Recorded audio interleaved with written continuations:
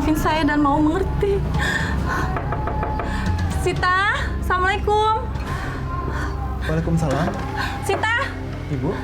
Dedi. Iya, Ibu. Istri kamu ada? Ada, Ibu. Ibu, silakan duduk dulu, Bu. Sita. Sita. Sita. Sita. Ada Ibu, Sita. Kenapa ini Mas ada di sini? Sita, Sita, mama kamu nggak boleh sama begitu, kamu, Sita. sayang. Saya nggak punya mama. Sita, maafin mama, nah. Mama tahu mama salah. Mama ngelakuin ini karena suatu hal, sayang. Anda sudah ninggalin saya demi pria lain. Sita, kamu nggak boleh begitu. Itu ibu kamu, Sita. Diam, Mas. Aku pengen Anda keluar. Sita dengerin mama dulu, sayang. Saya nggak punya mama. Sita, mama memang salah. Saya sudah meninggal. Sita, mama ngelakuin ini demi kakak kamu. Keluar. Saya nggak mau Anda di sini. Mama mau ngejelasin sama kamu, Sita. Sita, kamu tega banget sih.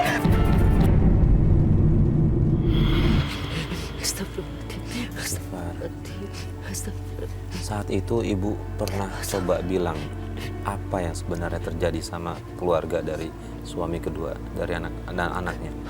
Saya udah jelasin Pak Mas Farid, tapi percuma mereka nggak mau mendengar penjelasannya saya. Karena mereka masih marah, ibu Ya, memutuskan untuk meninggalkan mereka. Rumah, gitu. ya karena mereka masih kecil pada waktu itu. Udah menganggap saya ibunya jahat. Gini Bu Titin, tadi di awal sebelum kita mulai syuting, kita sempat nanya Ibu Titin ada nggak nomor telepon yang insya Allah kita coba telepon anaknya Ibu Titin. Mumpung di sini ada Pak Ustadz, ada kita juga, kita coba temenin. Mana tahu terketuk hatinya Pak Ustadz, ibunya udah berkali-kali mau minta maaf sama anaknya. Sejauh ini nomor yang punya adalah cuma nomor ya. Iya, Yang anak pertama dari suami pertama. Iya, cuma itu aja Pak Mas Kita Farid. coba dulu telepon ya. Iya, Mas Farid. Gimana? Udah nyambung? Halo. Mudahan ya, Bismillah ya. Iya, Mas. Coba, udah. Halo. Nah ini. Halo, Assalamualaikum. Iya, Waalaikumsalam. Dengan Mbak Iya, benar saya. Mbak saya Farid Hasan dari Antv. Iya. Ya. Ada perlu apa ya? Mbak, mohon maaf, betul anaknya Ibu Titin? Iya. Iya, sebentar Mbak, ada yang mau ngomong sebentar. Assalamualaikum, Nak. Waalaikumsalam. Ini Mama. Mama mau bicara, Nak. Mama mau bicara, kangen.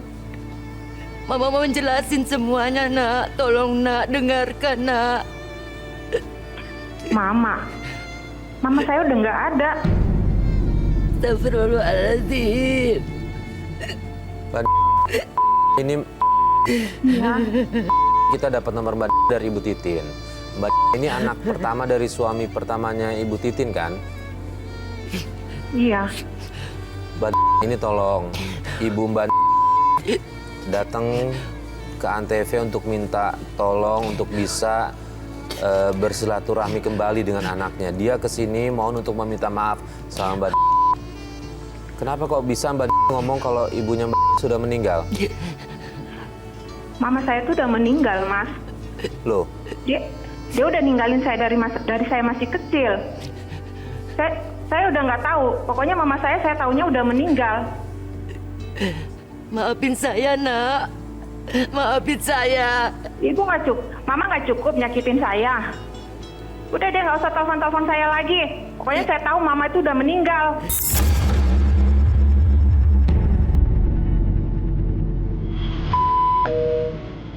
Tuh Mas Farid.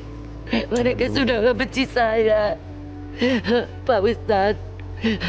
Saya sakit, Pak Ustadz. gimana nih Pak Ustadz? Kita udah coba hubungi anaknya. Anaknya lagi-lagi tetap nggak mau terima ibunya. Bahkan sudah menganggap kalau ibunya ini sudah meninggal. Dalam Islam tidak ada bekas ibu, tidak ada bekas ayah. Ya. Dalam Islam satu-satunya perintah setelah bersyukur kepada Allah itu bersyukur kepada orang tua. Dalam Al-Quran, anishkur li wali walidayka ilayyal masir. Hendaklah engkau bersyukur kepada aku Allah, kata Allah. Kemudian yang kedua, waliwalidayka, digandeng katanya setelah bersyukur kepada Allah, bersyukur kepada kedua orang tua. Nah, bentuk syukur kita kepada kedua orang tua itu apa? Ketika masih hidup, berbakti setulus-tulusnya. Bahkan ketika orang tua kita berbeda akidah sekalipun dengan kita, itu tetap Allah perintahkan wasahibuhuma fid dunya ma'rufa. Tetap kita diperintahkan untuk mempergauli orang tua kita, berhubungan dengan kedua orang tua kita, memenuhi segala macam bentuk kebutuhannya. Beda akidah loh, beda pemahaman agama. Tetap Islam dengan begitu indah menyuruh kita untuk tetap merajut hubungan baik dengan kedua orang tua kita.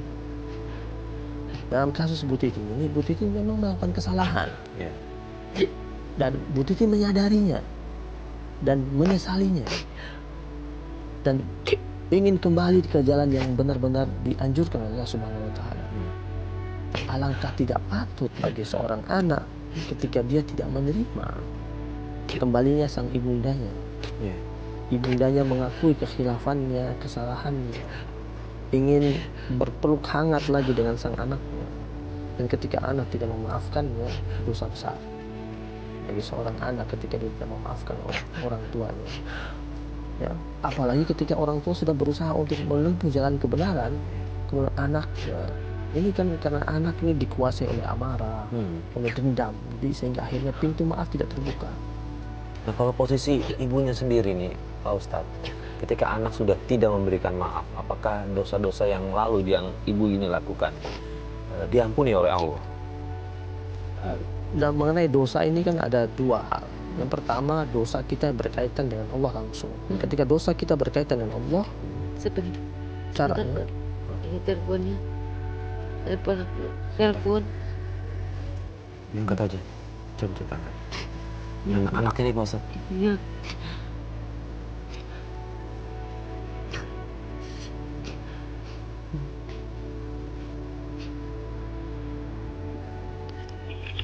Iya, halo. Halo? Iya nak. Ini mama nak. Iya nak. Mama maksudnya apa? Telepon pakai dari Antv segala. Iya Mama mak. nggak puas. Udah nyakitin saya, udah ninggalin saya dari saya masih kecil. Sekarang Mama telepon dari Antv. Mama mau mempermalukan saya. Tidak nak. Mama cuma minta bantuan ANTP. Mama cuma mau minta maaf sama kalian semua. Saya itu udah sakit hati, Mak. Mama itu ninggalin saya dari saya masih kecil. Bagi saya Mama itu udah nggak ada. Udah jangan permalukan saya dengan telepon pakai nama Antv lagi. Mohon maaf nih, saya Farid pegang handphonenya ibunya Mbak. Tolong ini ibunya udah mau minta maaf. Kenapa enggak buka hati maafkan ibu? Ibu, halo Mbak. Dia udah bingung mau kemana lagi minta tolong. Satu-satunya cara dia coba ke Antv. Dia minta tolong. Tolong deh Mas. Mas itu nggak tahu urusan keluarga saya. Mama saya itu wanita yang jahat Mas, yang ninggalin anaknya dari masih kecil. Nikah, dia pergi sama laki-laki lain, laki-laki yang muda Mas. Mbak, dengerin dulu, mohon maaf saya potong. Mbak, ini saya di sini sama Pak Ustadz mencoba mendengarkan ceritanya ibunya Mbak. Dia sudah mengakui semua kesalahannya. Kenapa tidak? Saya sih mohon Mbak maafkan ibunya Mbak. Mohon maaf kalau dari pandangan kita, kalau menurut kita, oke, ibu Mbak melakukan kesalahan, tapi Mbak gak sebaiknya memperlakukan orang tua seperti itu. Kalau menurut kita. Saya belum bisa Mas. Saya minta maaf ya Mas, saya belum bisa maafin ibu saya. Mbak. Tuh kan Mas Farid.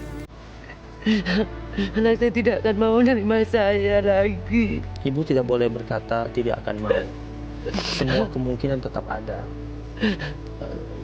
Harapan yang kita berharap daripada manusia, jangan pernah kita hanya bergantung sama manusia, tapi setiap kali kita berharap pemaafan dari manusia, kita juga bergantung pada Allah Subhanahu wa Ta'ala. Tetap berharap. Tadi kita bahas mengenai dosa. Dosa yang dua. Yang pertama, dosa yang berkaitan dengan Allah langsung. Ketika dosa berkaitan sama Allah, maka kita beristighfar, selesai. Yang kedua, dosa yang berkaitan ada hubungannya dengan manusia. Seperti yang dialami sama Bu Titin. Ya. Bu Titin sudah sempat berkali-kali datang untuk menebus dosa tersebut. Selain beristighfar kepada Allah, datang meminta keridhaan dari orang-orang yang pernah ia kecewakan. Kalau sudah ada usaha berkali-kali, lalu bagaimana ketika orang yang kita minta maaf yang tidak mau memaafkan? Apakah sudah selesai atau belum selesai? Iya. Kejadian ini pernah dialami oleh, pernah ditanyakan oleh Abu Bakar As-Siddiq radhiyallahu taala anhu. Abu Bakar As-Siddiq pernah bertanya, "Ya Rasulullah, bagaimana apabila ada dosa kita berkaitan dengan hak orang? Kemudian kita datang kepadanya berkali-kali minta maaf kepadanya, tapi orang tersebut tidak mau memaafkan." Lalu kata Nabi, ketika engkau sudah berusaha berkali-kali minta maaf, minta ridho darinya, dan dia tidak mau ridhoinya, tidak mau memaafkan, maka engkau datang lagi kepada Allah. Engkau adukan kepada Allah, karena Allah sebagai al-wali, Allah sebagai pengambil alih urusan hamba-hambanya. Bilang sama Allah, "Ya Allah, saya punya masalah dengan si fulan disebutkan nama-namanya. Saya sudah datang kepadanya, ya Allah, meminta ridho padanya, meminta maaf padanya, tapi dia tidak memaafkan saya. Aku kembali datang kepada Engkau, ya Allah, karena Engkau sebagai al-wali, sang pengambil alih urusan. Aku serahkan urusan aku dengan hambamu itu kepada Engkau, ya Allah. Maka selesailah sudah urusan kita." Pak Ustadz, saya mohon bantuan Pak Ustadz coba ngomong ke kamera. Siapa tahu Mbak ini bisa nonton, tolong dinasihatkan Mbak. Ibu sudah mengakui kesalahannya, silakan Pak Ustadz. Ya, kepada Mbak, saya berharap dengan tulus atas nama ibundanya Mbak, setidaknya wanita yang pernah melahirkan Anda, wanita yang pernah menyusui Anda, wanita yang pernah menggendong Anda di waktu kecil, wanita yang pernah menyelimuti Anda ketika Anda kedinginan. Ingatlah segala macam kebaikan yang dilakukan oleh ibunda Anda itu. Dan ibunda Anda telah datang kepada Anda berusaha meminta maaf, maka bukalah pintu hatimu yang sebesar-besarnya. Yang membuat tidak mau memaafkan itu disebabkan aroma kemarahan dan kebencian yang bergelayut di hati. Jika Madinah, buang jauh-jauh kebencian itu, buang jauh-jauh segala macam bentuk dendam, dan ingat baik-baik segala macam bentuk kebaikan dari ibunda yang telah melahirkan Anda. Maka insya Allah akan mampu membuka pintu hati untuk memaafkan ibunda. Dan betapa besarnya pahala orang yang mudah memaafkan. Karena orang yang mudah memaafkan, Rasul janjikan di surga Allah Subhanahu wa taala di tempat yang sangat tinggi, Amin. sangat mulia. Dan mudah-mudahan mendengarnya ini, dan jangan sampai nanti menyesal di kemudian hari tidak memaafkan orang tua kandungnya sendiri disebabkan hati membara dengan dendam dan emosi itu. Bu Titin, Ibu sekarang tinggal di mana? Saya di kontrakan Pak Walid sama anak saya yang kecil. Tapi belum lama anak saya kecil yang harapan saya yang terakhir sudah dibawa lagi kabur sama bapaknya yang kedua. Saya sekarang hidupnya sendiri Pak Ustadz, Mas Walid. Dan saya meminta tolong Pak Ustadz. Saya kadang kala maaf menanya boleh Pak Ustadz.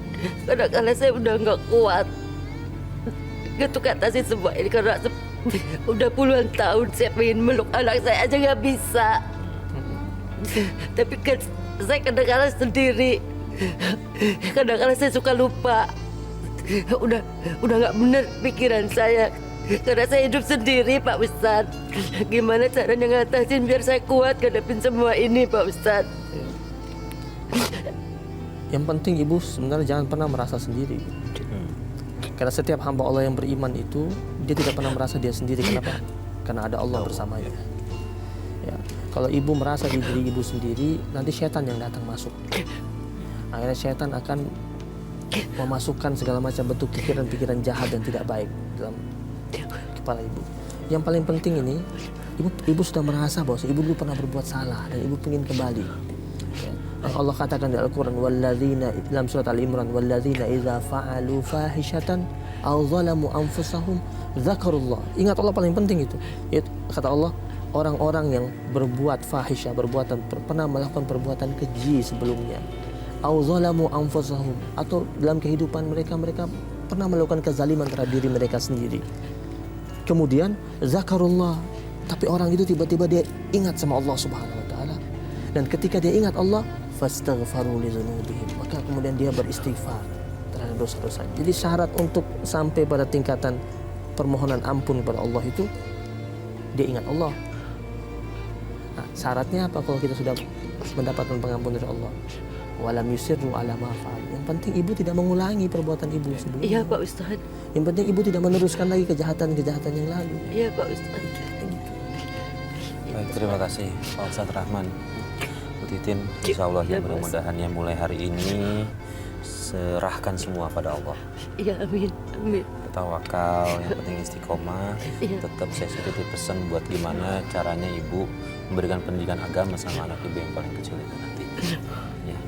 Terima kasih Bu Titin sudah hadir bersama kami, Iya, sudah berbagi kisah. Mudah-mudahan ini menjadi pelajaran yang bisa diambil dari pemirsa di rumah yang ketika memiliki kasus yang sama dengan Bu Titin atau bahkan tidak sampai terjadi. Pak Ustadz, terima kasih atas semua tausiahnya. Semoga bermanfaat bagi Bu Titin dan juga pemirsa di rumah. Dan pemirsa, sampai di Terima sini kasih. Tawakal. Terima kasih atas perhatian Anda. Saya Farid Hasan undur diri. Wassalamualaikum warahmatullahi wabarakatuh. Waalaikumsalam.